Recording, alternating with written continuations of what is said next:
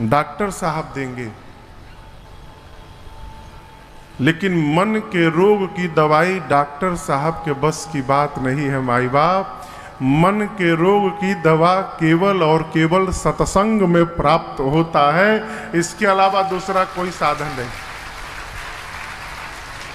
और एक बात कहें, शरीर रोगी है, मन स्वस्थ है, तो जीवन के व्यवहार पर शरीर के रोग का प्रभाव पड़ने वाला नहीं है। इसको ठीक से समझिएगा। शरीर रोगी है, मन यदि स्वस्थ है तो आप आनंद में रहेंगे। शरीर स्वस्थ है और यदि मन रोगी हो गया न हो तो स्वस्थ शरीर होने के बाद भी जीवन व्यर्थ है, उसका कोई अर्थ नहीं है।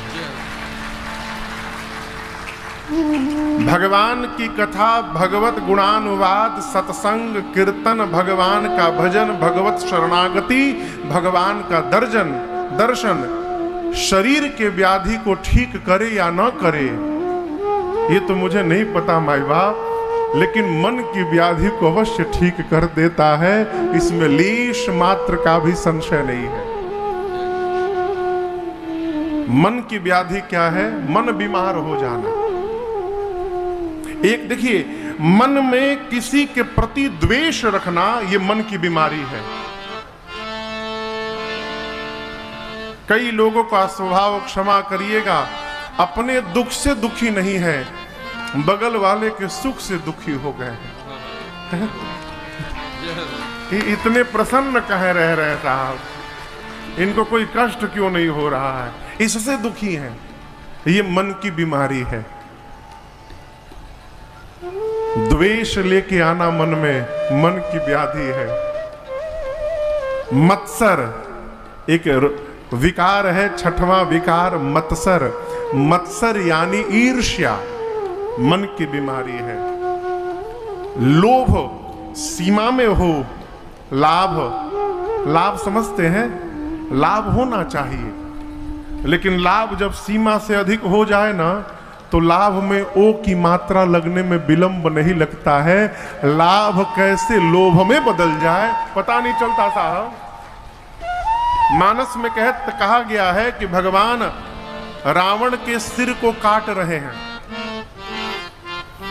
जितनी बार भगवान रावण के सिर और भुजाओं को काटते हैं, रावण के शरीर में नवीन सिर और भुजाएं उतनी बार आ रही हैं। कैसे आ रही हैं? चौपाई गोस्वामी जी कहते हैं, काटत बढ़हि शीस समुदाय। उदाहरण देखिए, जिमी प्रतिलाभ लोभ अधिकारी। लाभ बढ़ने से लोभ बढ़ता जाता है, ये मन की बीमारी है। सर्वकाल क्रोध में बना रहना ये मन की बीमारी है। जीवन में जो प्राप्त हुआ है उसका दर्शन नहीं हो पा रहा है, और जो नहीं मिल सकता उसका चिंतन चल रहा है, ये मन की बीमारी है। और एक भी बीमारी लग गई हो तो जीवन नरक समझिए, नरक के समान है। बद्री प्रसाद जी कहते हैं, रोग कटै दुख दोष मिटै, अघ ओग छूटै नहीं अन्यथा जावै। बद्री सियावर को चरितामृत, लोकहूँ अरु परलोक बनावे।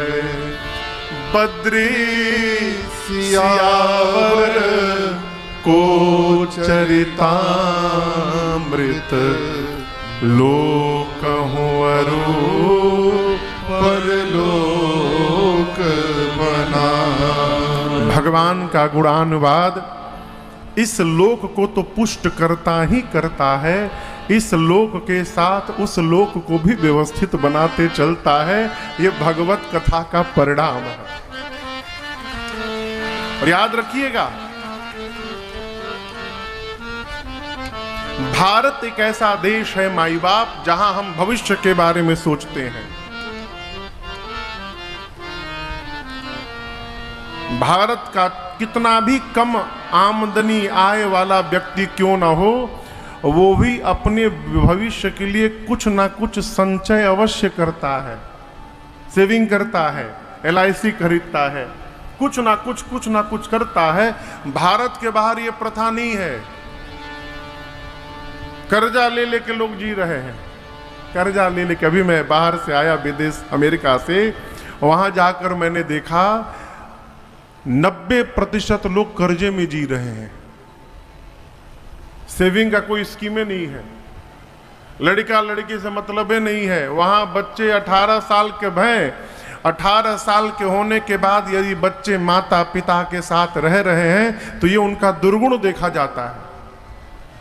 सोसाइटी में उनको लोग हीन भाव से देखते हैं। बताओ, इतना बड़ा हो गया, माई बाप के साथ रहता है। बच्चे बड़े होते हैं, माता पिता को छोड़ के चले जाते, नहीं जाते माई बाप भगा देते हैं। अब तुम जानो तुम्हार काम जाने। मदर्स डे के दिन माई से मिलने आ जाना, अब फादर्स डे के दिन बाबूजी के पास आ जाना, और उसके बाद बाकी दिन आनंद करना। लेकिन हमारा ये कल्चर नहीं है। हमारे लिए रोज मदर्स डे है और रोज फादर्स डे है। मातृदेवो भव पितृदेवो भव हमारा संस्कार है। प्रातः काल उठ के रघुनाथ, पहला काम मातु पिता गुरु नावहि माँ। ये हमारी संस्कृति है, हमारा संस्कार है। देखिए, नई बात को सीखना बुरी बात नहीं है, लेकिन नई बात के चक्कर में पुरानी बात को भूल जाना ये श्रेष्ठ व्यवहार नहीं है। आप खूब सीखिए, लेकिन अपनी संस्कृति को पहचान के रखिए। संस्कृति हमारी धरोहर है? भारत एक ऐसा भूमि है माई बाप, जहां भविष्य की चिंता नहीं करते, हम उस लोक की भी चिंता करते हैं। जब तक जिएंगे उसकी चिंता तो करते हैं, हम जाने के बाद की भी चिंता करते हैं। भगवत कथा इस लोक को पुष्ट करती है। इस लोक के साथ साथ वर्तमान का हमारा क्रिमाण व्यवस्थित होता है, तो क्रिमाण का परिणाम जो संचित होगा और अगले जन्म में जो प्रारब्ध बन के प्राप्त होगा, वर्तमान के भजन से वो भी पुष्ट हो जाता है। ये हमारी संस्कृति है। वर्तमान को सोचिए, यदि भविष्य को व्यवस्थित बनाना चाहते हैं तो वर्तमान को व्यवस्थित करिए। क्यों? भविष्य जब आपके पास पहुंचेगा तो भविष्य बन के नहीं पहुंचेगा, वो उस दिन का वर्तमान बन के पहुंचेगा आपके पास, वो भी वर्तमान होगा। कथा कहती है, वर्तमान को यदि पुष्ट कर लिया जाए, वर्तमान को यदि ठीक कर लिया जाए, वर्तमान को यदि व्यवस्थित कर लिया जाए, तो हमारा आने वाला भविष्य अपने आप मंगलमय हो जाएगा। उसके बारे में कुछ सोचना ही नहीं। आज को ठीक करिए।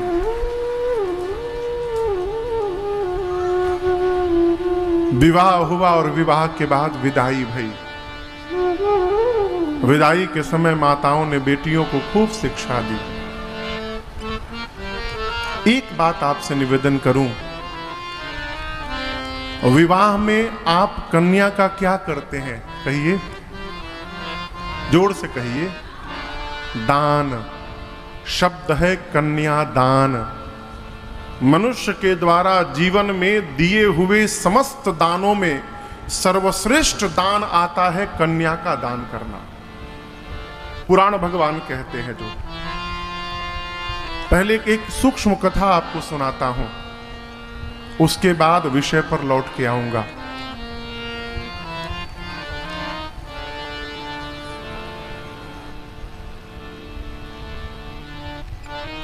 से नहीं है। एक सेठ जी गाड़ी में बैठकर एक मार्ग से नित्य आते जाते थे। समझिए अपने फैक्ट्री जाते होंगे, अपने व्यवसाय में जाते होंगे। लगातार 1 माह तक उन्होंने एक दृश्य देखा कि एक महात्मा एक निश्चित स्थान पर सड़क के किनारे एक वृक्ष के नीचे बिना किसी, केवल कमर में एक वस्त्र को लपेटे, ऊपर पूरा नग्न, और वृक्ष के नीचे बैठे हुए हैं। ठंड का समय। जब लगातार उस सेठ जी ने ये दृश्य 20-25 दिनों तक देखा तो उनके मन में एक भाव जागृत हुआ, क्यों न इन महात्मा जी को एक बहुत बढ़िया कंबल दे दिया जाए।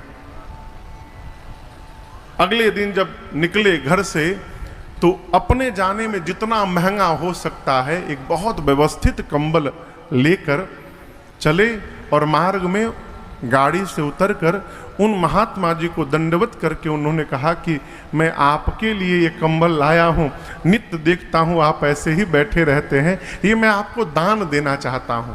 महात्मा स्वीकार कर लिए। सेठ जी दान देकर गए। कोई व्यक्ति किसी को कोई सामान देता है ना तो उसके मन में उत्सुकता रहती है कि वो उसका प्रयोग कर रहा है कि नहीं कर रहा है। समझ रहे हैं ना? अगले दिन वो एकदम कौतूहल बस, आज तो महात्मा जी एकदम चकाचक हमारा दिया हुआ कंबल ओढ़ के बैठे होंगे, खूब आनंद में। पहुंचे गाड़ी से तो जाकर देखे कि महात्मा जी फिर नंग धड़ंग बैठे हैं। तुरंत रुके गाड़ी से, प्रणाम करके बोले, प्रभु कल दिया था ओढ़ने के लिए कंबल, वो कहाँ है? बोला कंबल कब दिए थे? कल दिया था। सही में तुम दिए थे? अरे मैं ही तो देकर गया, मेरा कंबल कहाँ गया?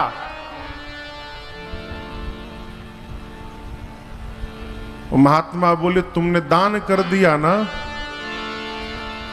कितने का कंबल था? बोला 5000 का कंबल लाया था। महात्मा ऐसे ऊपर हाथ किए, अब 5000 रुपए उनके हाथ में आ गए और सेठ के मुख पर मार कर फेंके, बोले अपना रुपया लेके जा। तू दान देकर भी उसे अपना मान रहा है तो तूने दान कहां दिया? तू तो पकड़ के बैठा है कि मेरा है। आप समझिएगा, दान देने के बाद भी यदि आपके मन में यह भाव बना है कि मेरा वाला सामान कहां गया, जब आप मेरा वाला बना रहे हैं तो आपने दिया कहां? वो तो आप पकड़ के बैठे हैं। दान यदि दे दिया तो उसके मालिक आप नहीं हैं, उसका मालिक सामने वाला है, और आप पूछने के भी अधिकारी नहीं है कि आपने उस सामान का क्या किया। वो मालिक है, जो मन करेगा वो करेगा। बात समझ में आ रही है? अब आइए, कन्यादान करने के बाद बड़ी सूक्ष्म बात आपसे निवेदन कर रहा हूं। लड़की के मैके से माई बाप जो दिनवा भर फोन पे लगे हुए हैं बेटी के साथ, आप यदि दान कर दी हैं तो दान करने के बाद वहां क्यों सिर लगाए पड़े हैं? ये घर से जो बारंबार फोन जाता है ना मम्मी जी का और पापा जी का, ये फोन आपके बेटी के भविष्य को समाप्त कर रहा है। कई घर हमने देखे ऐसे समाप्त होते, फोन कर करके समाप्त कर दिया। अरे तुम्हारी सास ने ऐसे क्यों बोल दिया? अरे सास उसकी है, उसको झेलने दीजिए, उसको आगे बढ़ने दीजिए। आज बोला है, लेकिन आप यदि छोड़ देंगे तो एक दिन अपने व्यवहार से उसको अपना बना लेगी और घर को व्यवस्थित कर लेगी। कब? जब आप छोड़ेंगे तब। कहो, पहले के विवाह शादी जानते हैं क्यों टिकते थे? पहले तो देखा देखी भी नहीं होता था, विवाह भी घूंघट में होता था। विवाह के बाद जब विदाई के बाद बहू घर आती थी तब पता चलता था कि गोर बाड़ी की करिया बाड़ी, और कभी बिछो नहीं हुआ। जैसी भी आ जाए पूरा जीवन व्यतीत हो जाता था। क्यों? उस समय इंटरफेयर करने के साधन नहीं थे, फोन नहीं था, दिन में 10 बार बात नहीं था, का भइल, का बनल, ऊ का देलिया मुंह दिखाई में, ऊ कहेगा देलिया हल्का। आप इसको गहन चिंतन करिए। यहां माताओं ने बेटियों को जो भी इस उपदेश करना है, बेटियों को विदाई करने के पहले दीजिए, जाकर कैसे रहना है, कर्तव्य का पाठ पढ़ाइए। हमारे महाराज श्री कहा करते, बाबू मनुष्य के जीवन में यदि कर्तव्य का बोध आ जाए तो कर्तव्य करके मनुष्य किसी पर भी विजय प्राप्त कर सकता है, इसमें कोई संशय नहीं है, यदि कर्तव्य का चिंतन हो जीवन में। तो विवाह के बाद चारों भैया, चारों माताओं के साथ सीता मैया, मांडवी मैया, श्रुत कीर्ति मैया, उर्मिला मैया के साथ अयोध्या आए और यहीं से अयोध्या कांड की कथा प्रारंभ होती है। अयोध्या कांड के प्रारंभ में पूज्यपाद गोस्वामी तुलसीदास जी महाराज ने 3 श्लोक लिखे हैं। पहले श्लोक में भगवान शिव को वंदन किया है। यस्यांके च विभाति भूधर सुता देवा पगा मस्तके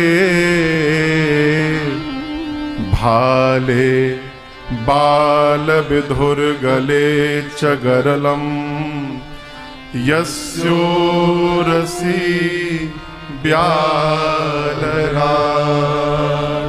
जिनके वामांग में जगत जननी मां भवानी जी विराजमान हैं, जिनके सिर पर देव नदी मां गंगा सुशोभित है, ललाट पर दूज के चंद्रमा विराजमान है, गले में हलाहल विष है, वक्षस्थल पर वासुकी सर्प यज्ञोपवीत बनकर सुशोभित हैं, जो भगवान शंकर सर्वत्र हैं, सर्वज्ञ हैं, सबके स्वामी हैं, उन भगवान शंकर को मैं बारंबार वंदन करता हूं। पहले श्लोक में सर्वः सर्वगतः शिवः शशिनिभः श्री शंकरः पातु माम, उनको वंदन किया है। दूसरे श्लोक में भगवान के मुख को वंदन किया। कौन सा मुख? देखिए, सर्वकाल एक रस में बना रहना ये बहुत बड़ी बात है माई बाप। ये भजन का प्रभाव है कि जीवन में एक रसता आ जाए। रात में राम जी से कहा गया कि सवेरे युवराज तिलक हुई आपके सिंहासन पर। रात में सवेरे कहा गया कि तिलक ना बने जाए के बाद। अब दर्शन करिए, रात को सुने कि राजा बनना है, प्रसन्न नहीं भय।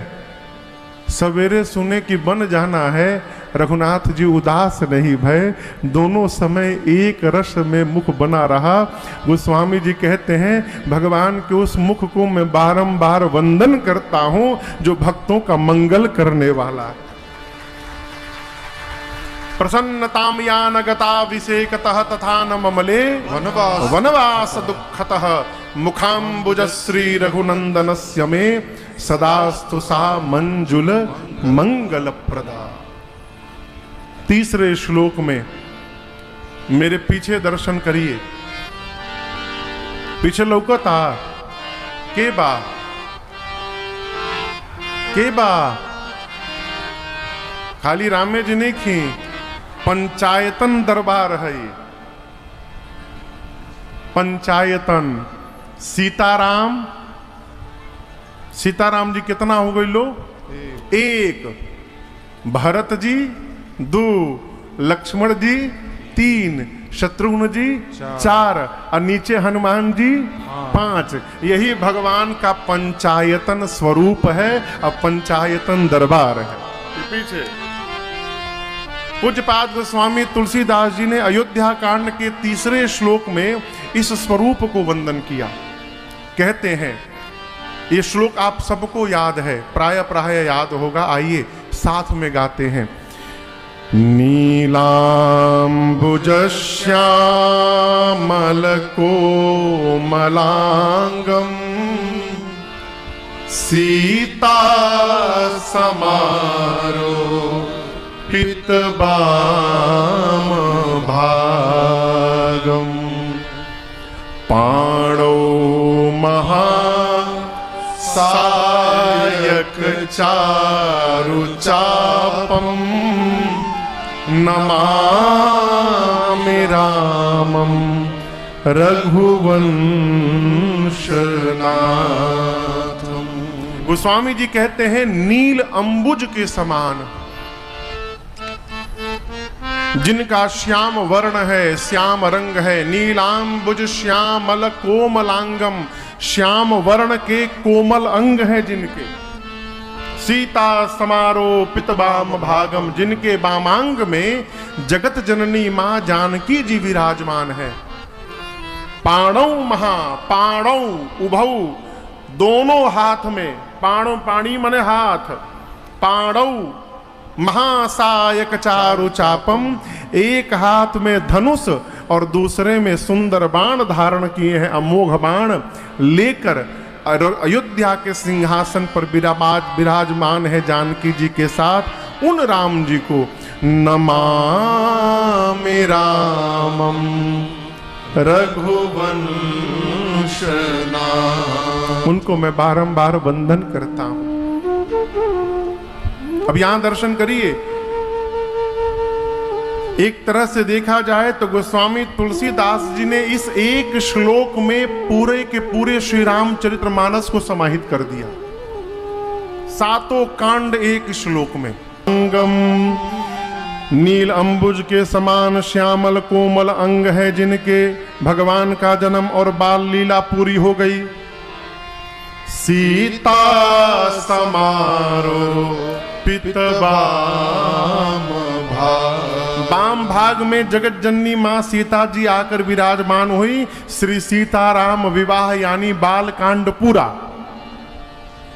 अब हाथ में धनुष बाण लेके पाणौ महासायक चारुचापम, हाथ में धनुष बाण लेके भगवान अयोध्या से बाहर निकले। अयोध्या कांड, अरण्य कांड, किष्किंधा कांड, सुंदर कांड, लंका कांड में रावण को समाप्त कर दिए।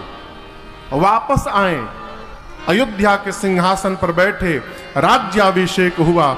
नमामि रामं रघुवंशनाथम, उत्तरकांड पूर्ण हुआ।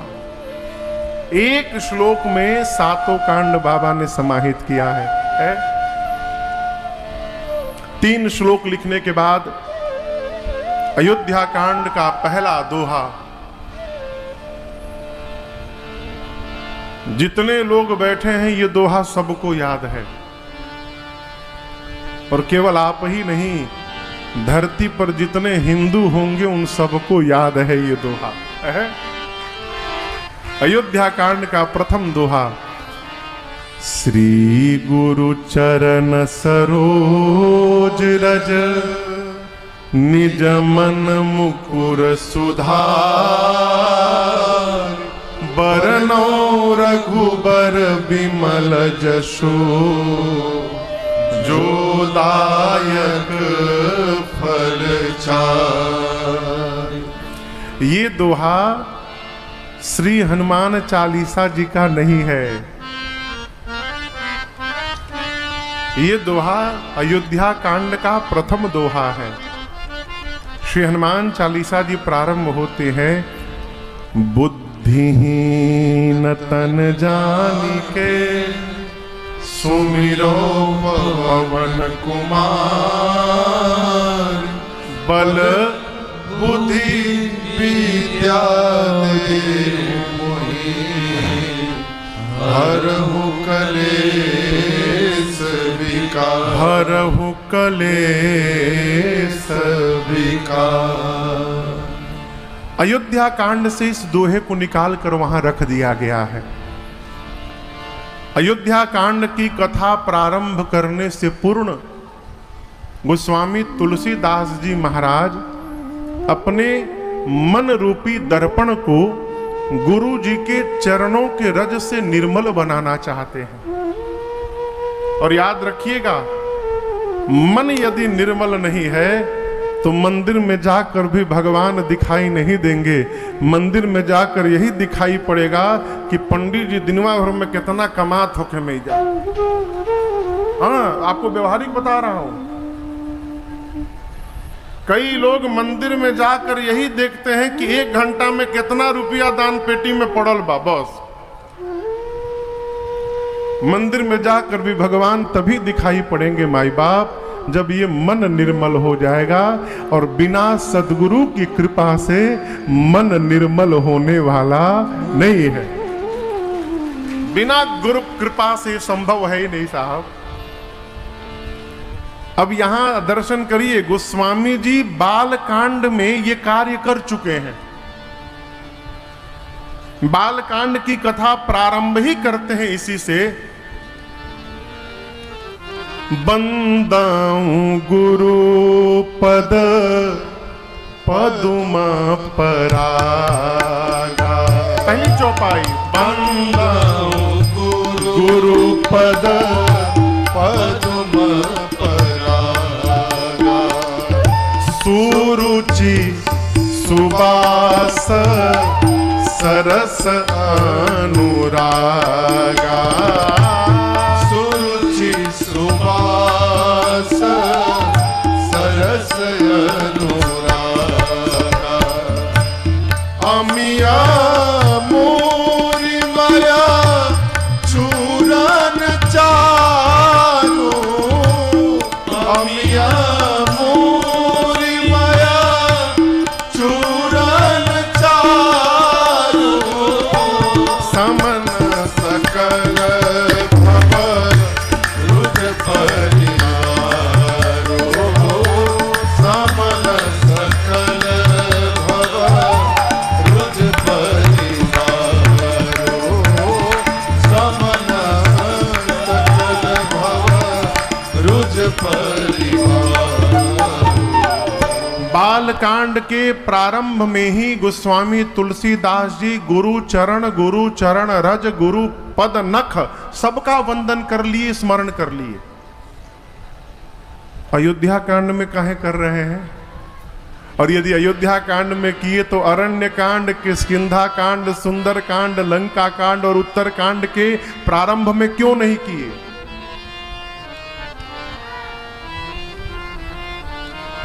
गोस्वामी जी ने बाल कांड में तो वंदन किया, लेकिन गोस्वामी जी सोचे कि अयोध्या कांड में करना भी आवश्यक है। क्यों? बाल कांड में तो भगवान की कथा गा रहे थे, अयोध्या कांड में भगवान की कथा कम, भगवान के भक्त भरत जी की कथा अधिक गानी है।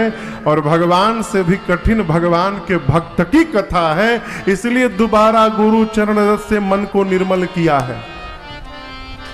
कौन से भक्त? भरत जी।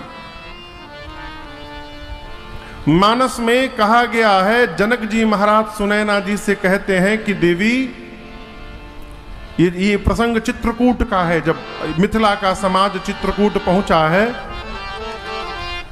सुनैना जी ने कौशल्या जी की बात जनक जी से कही कि कौशल्या जी कह रही थी आप राम जी ऐसा कुछ करें कि राम जी लक्ष्मण जी को छोड़ दें और भरत जी को साथ में रख ले, क्योंकि कौशल्या जी को भय है भरत जी यदि राम जी के साथ नहीं रहेंगे तो प्राण का त्याग कर देंगे। तब जनक जी ने कहा सुनैना जी से, सुनैना जी मैं जनक हूं, ब्रह्मवेत्ता हूं, मेरे मन की गति ब्रह्म चर्चा में है, मेरे मन की गति राजनीति में है, मेरे मन की गति धर्म की चर्चा में है। जो जनक का मन ब्रह्म को जानता है, जो जनक का मन नीति को जानता है, जो जनक का मन धर्म को जानता है, वही जनक का मन भरत जी को छोड़िए, भरत जी की महिमा की परछाई को भी स्पर्श नहीं कर सकता। भरत जी की महिमा की छाया को भी मैं नहीं जान सकता, महिमा तो दूर की बात है। जनक जी बोले पूरे ब्रह्मांड में भरत जी की महिमा को केवल एक व्यक्ति जानता है, केवल एक व्यक्ति। आप जानते हो व्यक्ति कौन है? जानहि राम। केवल राम जी उनके भैया जानते हैं। लेकिन एक बात कहें देवी, जब कहने की बारी आएगी ना तो उनके भैया राम जी भी भरत जी की महिमा कहने में सक्षम नहीं है। इतनी विशाल अगाध भरत जी की महिमा है। जानहि राम न सकहि बखानी, भरत अमित महिमा सुनु रानी। ये भरत जी की महिमा, जिस महिमा को रघुनाथ जी नहीं गा सकते हैं, उस महिमा को गोस्वामी तुलसीदास जी गाने जा रहे हैं। इसलिए गाने के पहले गुरु जी के चरणों के रज से मन को साफ किया। कहा गुरुदेव कृपा बना के रखिए कि इस महिमा को मैं गा सकूं, इसलिए वंदन किया। 3 श्लोक लिखने के बाद, दोहा लिखने के बाद चौपाई बाबा कहते हैं, जब ते राम ब्याही घर आए, नित नव मंगल मोद बधाए। जब ते राम ब्याही घर आए, नित नव मंगल मोद बधाए।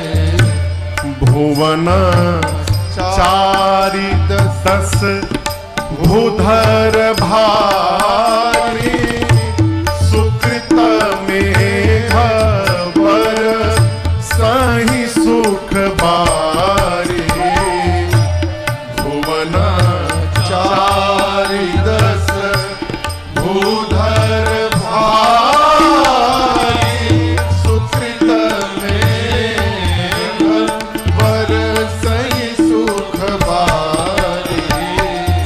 रिद्धि सिद्धि सम्पत्ति नदी सुहाई। रिद्धि सिद्धि सम्पत्ति नदी सुहाई। उमगी अवध बुद्धि कहूँ बाई। उमगी अवध बुद्धि कहूँ बाई। मन गन पुर नर नारी सुजाति, सुचि अमोल सुंदर सब भांति। मन गन पुर नर नारी सुजाति, सुचि अमोल सुंदर सब भांति। सुचि अमोल सुंदर सब भांति। सुचि अमोल सुंदर सब भांति। गोस्वामी जी कहते हैं, जिस दिन से रघुनाथ जी विवाह करके आए हैं, भगवान के विवाह के कितने वर्ष बाद वनवास हुआ पता है आपको? हाँ, 11 वर्ष बाद। कितने वर्ष बाद? 11 वर्ष बाद। अब यहां चौपाई का अर्थ समझिए। जब ते राम, जिस दिन से राम जी ब्याही घर आए, 11 वर्ष बीत गए। नित नव मंगल मोद बधाए। 11 वर्षों तक अयोध्या में नित्य नवीन बधाई महोत्सव मंगल गीत बज रहे हैं। ये प्रसंग कह रहा है माई बाप, जीवन को गा गा कर बिताना है कि जीवन को रो रो कर बिताना है, इसका निर्णय हमको आपको स्वयं करते रहना है। बीतना तो है, अभी हमको निर्णय करना है कि रो रो के बितावे के बाद कि गा गा के बितावे के बाद। महाराज गाने लायक कुछ हो तब ना है। कोरोना में कई लोग चले गए, हम और आप बचे हुए हैं। क्या ये गाने के लिए कम पड़ रहा है क्या? आप दर्शन करिए, जो पीछे 2 वर्ष विकट समय आया, कितने लोग गए, हम और आप बचे हुए हैं। ये उत्सव मनाने के लिए पर्याप्त है। सर्वकाल स्वभाव में रहिए, दिन रात भगवान को धन्यवाद दीजिए और आनंद मनाइए। प्रभु आपकी बड़ी कृपा हमारे पर, क्या अद्भुत कृपा प्रभु। भारत में जन्म दे दिया, पूर्वांचल में जन्म दे दिया, बाएं मुड़िए तो किशोरी मैया का घर है, दाहिने मुड़िए रघुनाथ जी का घर है। अब इससे अधिक आनंद कब कहां मिलेगा माई बाप। जहां मन करे वहां चले जाए। 11 वर्षों तक अयोध्या में आनंद महोत्सव ये चल रहा है,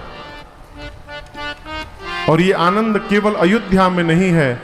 भुवना 4-10 4-10 कितना हुआ? 14 भुवन में भूधर भारी सुकृत में बरसहि सुख बारी। 14 भुवन में आनंद है। अयोध्या वासियों के जीवन के सुकृत यानी सुंदर कर्म आज उनके जीवन में बादल बनके और सुखों की वर्षा कर रहे हैं। सुकृत मेघ बरसहि सुख। अभी बात को ठीक से समझिएगा। 1.5 लाख का बिस्तर ला के, 1.5 लाख का पलंग ला के नींद आ जाएगी रात को, ये जरूरी नहीं है माई बाप। नींद का पलंग से कोई लेना देना नहीं है।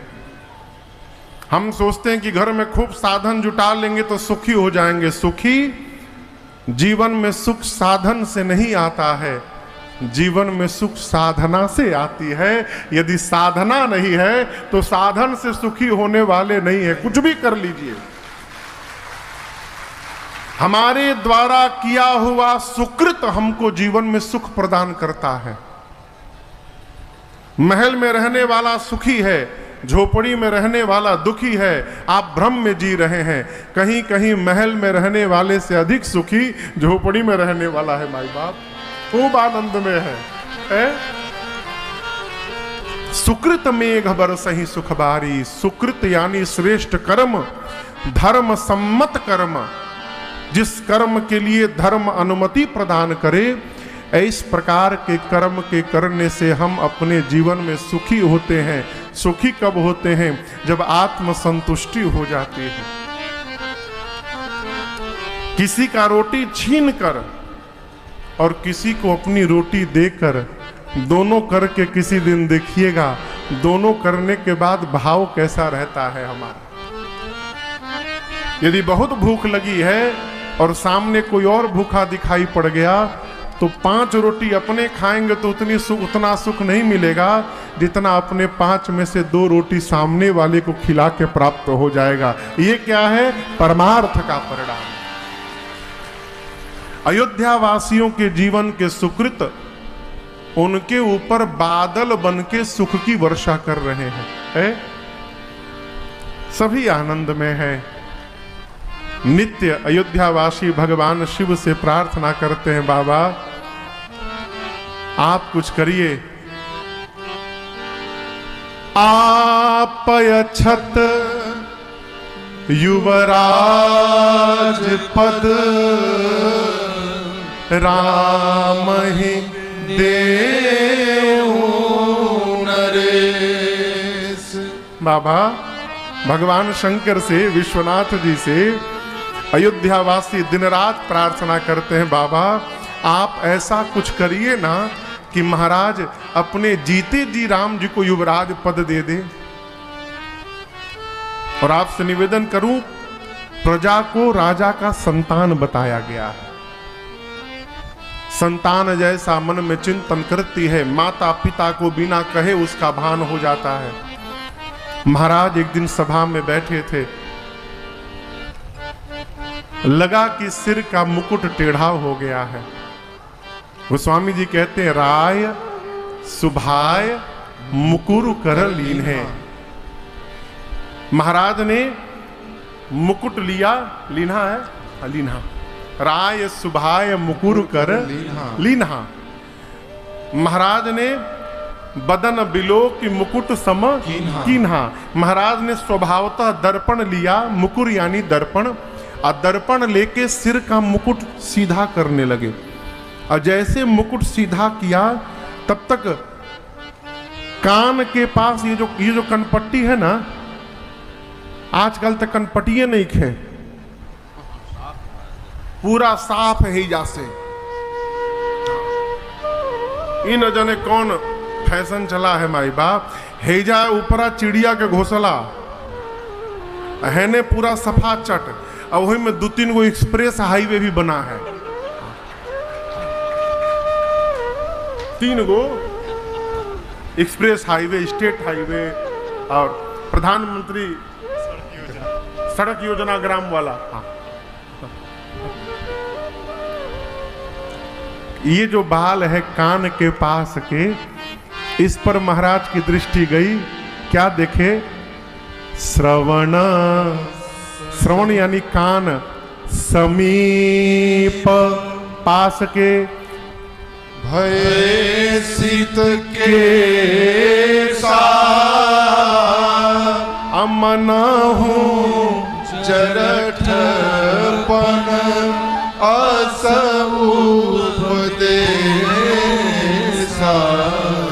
देखिए, जीवन में 3 प्रकार के लोग होते हैं, क्षमा करिएगा। श्रेष्ठ आदमी कौन है? जो दृश्य देखकर, अनुमान लगाकर, दृश्य का परिणाम क्या होगा उसका चिंतन करके और व्यवहार में उतर जाए, श्रेष्ठ व्यक्तित्व। मध्यम व्यक्ति कौन है? जो दृश्य देखकर समझ नहीं पा रहा है तो उसको उसका श्रेष्ठ समझाता है तो व्यवहार में उतर जाता है। निम्न व्यक्ति का है, कितनों दृश्य दिखाइए, कितनों घर के बुजुर्ग कहें, जब तक वो भुगत नहीं लेता है तब तक समझने वाला नहीं है। चक्रवर्ती जी महाराज श्रेष्ठ व्यक्तित्व हैं।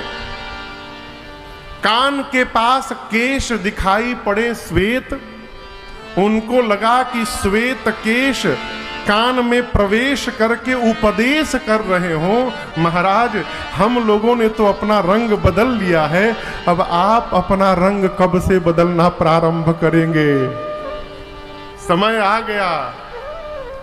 चौथेपन में प्रवेश कर गए हैं।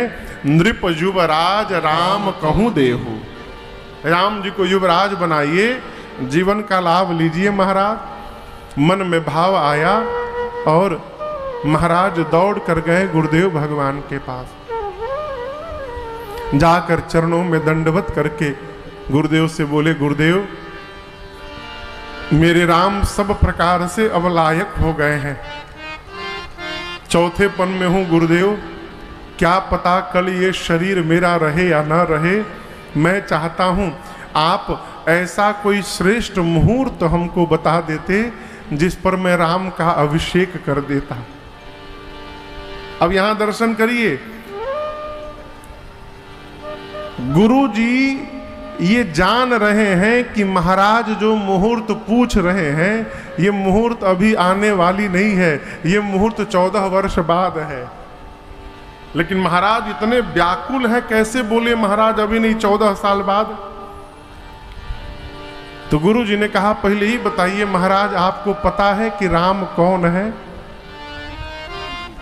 आप जानते हैं कि राम कौन है? महाराज बोले राम हमार लड़का है। गुरु जी बोले उसके अलावा? बोले हम तो ही जानते हैं हमारा लड़का है। अब गुरु जी राम जी का परिचय शुरू किए। सुनो नृप जासो विमुख पछिताए, सुनो नृप जासो विमुख पछिताए, जासो भजन बिनु जरनी न जाहे, जासो भजन बिनु जरनी न जाहे, भयऊ तुम्हारा तनय सोई स्वामी, भयऊ तुम्हारा तनय सोई स्वामी, भयऊ तुम्हारा तनय सोई स्वामी, भयऊ तुम्हारा तनय सोई स्वामी, राम पुनीत प्रेम अनुगामी, राम पुनीत प्रेमयानुगामी, राम पुनीत प्रेम अनुगामी, राम पुनीत प्रेमयानुगामी।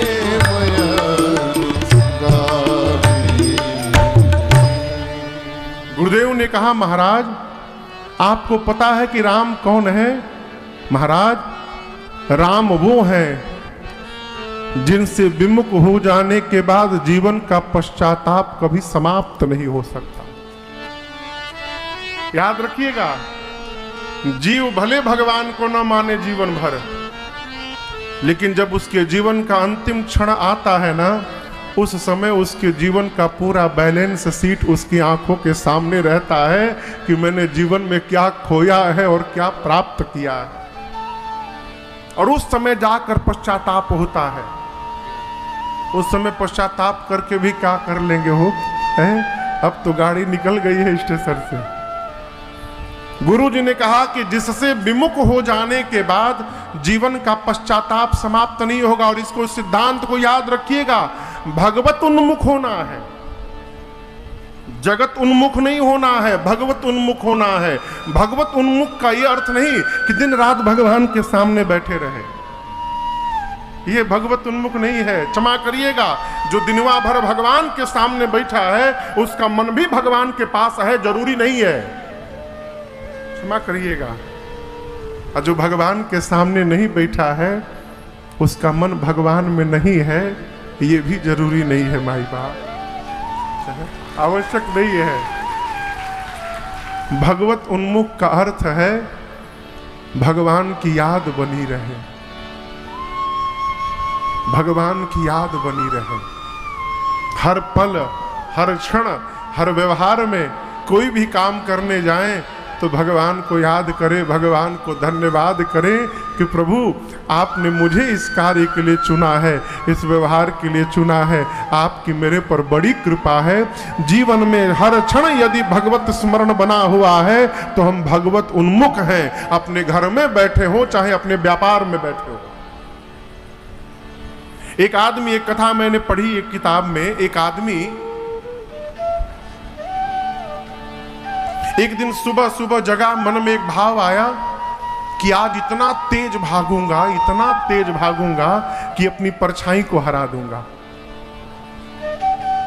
समझ रहे हैं ना, जो परछाई होती है, बोला कि आज इसको हरा के रहूंगा। लगा भागने, जितना तेज वो भागता था उससे तेज उसके आगे आगे उसकी परछाई भागती थी। अपने जाने में जितना बल था सब लगा दिया, लेकिन परछाई आगे आगे रही। थक गया, निराश होकर अपने गुरु जी के पास पहुंचा। कहा, गुरुदेव, मन में आज एक भाव आया कि आज अपनी परछाई को परास्त करके रहूंगा। बहुत भागा गुरुदेव, लेकिन मैं हरा नहीं पाया। गुरुदेव ने दुलार करके कहा, बेटे, यदि परछाई को हराना चाहते थे तो तुमको भागने की आवश्यकता नहीं थी, केवल अपनी दिशा के बदलने की आवश्यकता थी।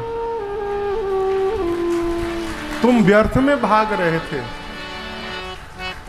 तुम भाग रहे थे तो सूर्य नारायण तुम्हारे पीठ पर थे ना, तुम्हारे पीछे थे ना। हाँ गुरुजी, तुमको भागना नहीं था, केवल यदि तुम अपना चेहरा सूर्य नारायण की ओर कर लेते ना, तो उसी समय तुम्हारी परछाई तुमसे पीछे चली जाती और हार जाती।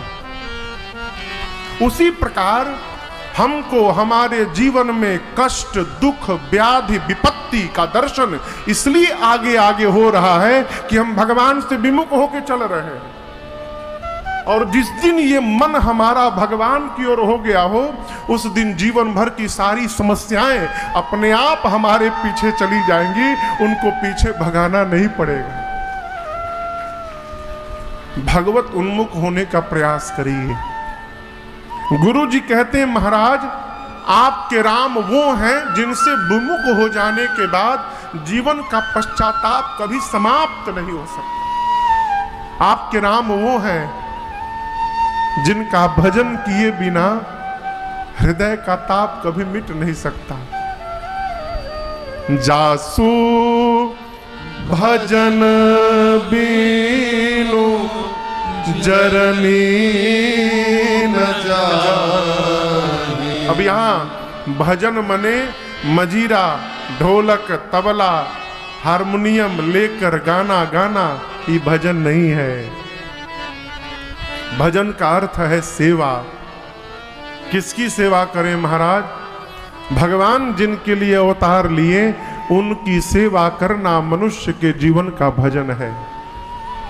अब आप कहेंगे भगवान किसके लिए अवतार लिए, तो आप सबको याद है, विप्र, धेनु, सुर, संत, हित, लीन, मनुज, अवतार। ब्राह्मण की सेवा करना,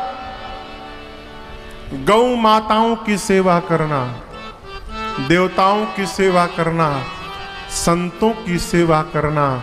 संत कौन? जो परोपकार में लगा है, किसी भी वर्ण का हो, ब्राह्मण हो, क्षत्रिय हो, वैश्य हो, शूद्र हो, जिसके सदिए संत का वेश नहीं होता, संत का स्वभाव होता है।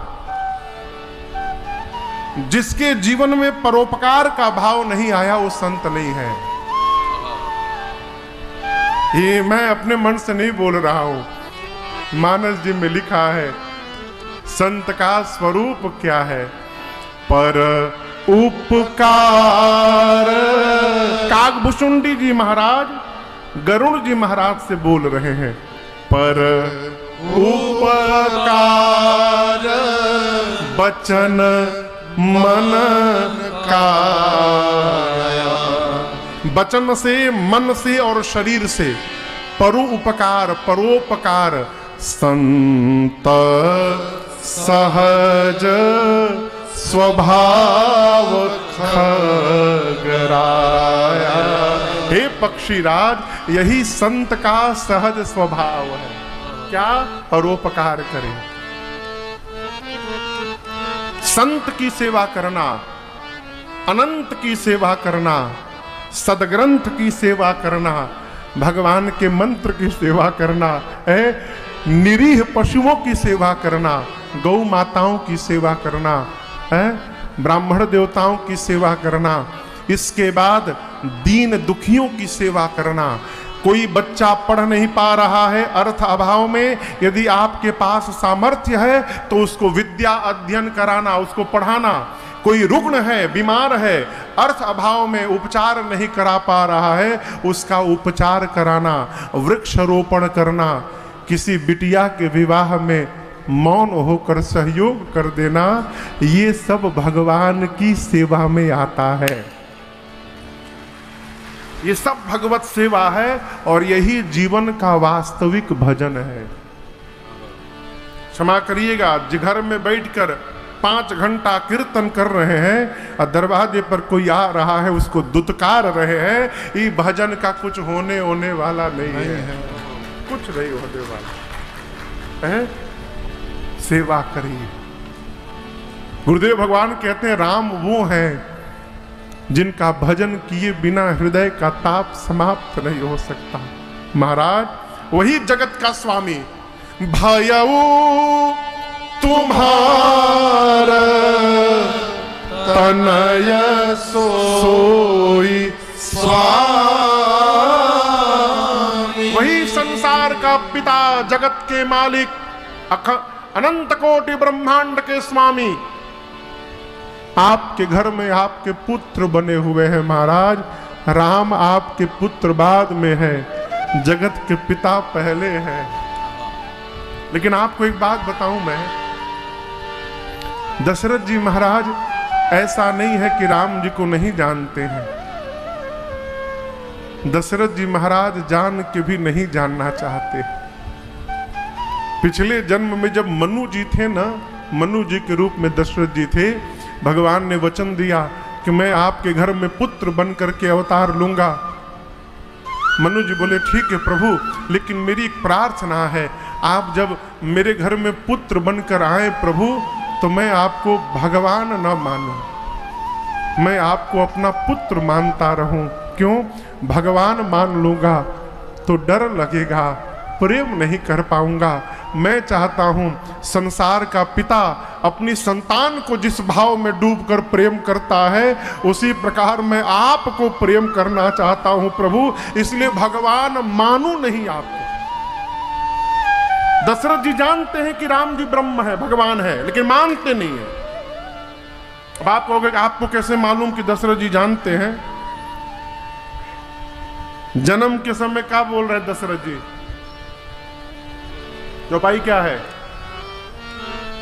जन्म जाकर नाम सुनत शुभ। जैसे भगवान ने अवतार लिया, दशरथ जी चिंतन करने लगे कि जिसके नाम को सुनने से जीवन में शुभ हो जाता है।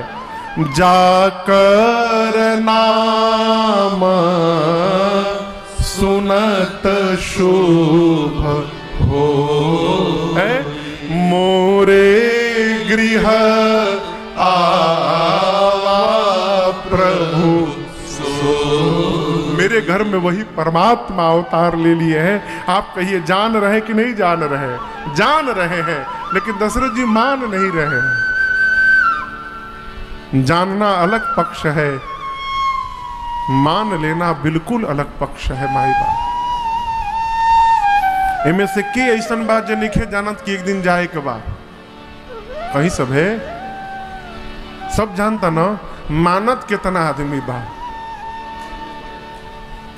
माई बाप मान लेंगे ना, उसी दिन झगड़ा समाप्त हो जाएगा जीवन से। जो ये सत्य को मान लेगा कि एक दिन जाना है तो जाएगा बात, केकरा खातिर झगड़ा करे के बा? एक धूर जमीन खातिर? न बाबा ले गए, न बाबूजी ले गए, न आप ले जा पाएंगे। लेकिन आदमी कई पुस्त से दीवानी लड़ रहा है। कल एक माई आई हमसे बोली कि महाराज बहुत केस हो गई बा घर में, कहिया से पीढ़ी से। तो हम निवेदन किए कि माई घर में कहिए कि आगे कैरी फॉरवर्ड ना होके, ना दरुआ बात लड़कों ने तो लड़क पड़ी, समझौता करिए। बुद्धिमान व्यक्ति उलझता नहीं है, बुद्धिमान व्यक्ति सुलझता रहता है। कोई उलझाने भी आए ना, उलझिए मत, सुलझ के प्रणाम करके आगे बढ़िए।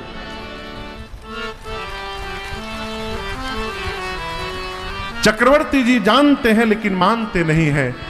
गुरु जी ने कहा, जगत के पिता स्वामी आपके घर में आपके पुत्र बन करके आए हैं महाराज। राम जी पवित्र प्रेम के अनुगामी है। राम पुनीत प्रेम अनुगामी, ये भगवान का चरित्र है। पूरा संसार राम जी के पीछे भागता है, राम जी प्रेम के पीछे भागते हैं। हम लोग राम जी का दर्शन करने जाते हैं, राम जी से मिलने जाते हैं। दर्शन करिए, राम जी शबरी मैया से मिलने आ रहे हैं। क्यों? प्रेम के कारण। केवट जी राम जी के पास नहीं गए, राम जी केवट जी के पास गए। क्यों? प्रेम के कारण। वन में रहने वाले आदिवासी कोल भील भगवान के पास नहीं गए, भगवान उनके पास गए। क्यों? उनके प्रेम के कारण। यदि प्रेम है तो भगवान वहां जा सकते हैं, प्रेम होगा तो यहां क्यों नहीं आएंगे? एक न एक दिन हमारे पास भी आएंगे, लेकिन उसके पहले प्रेम को बना के रखिए।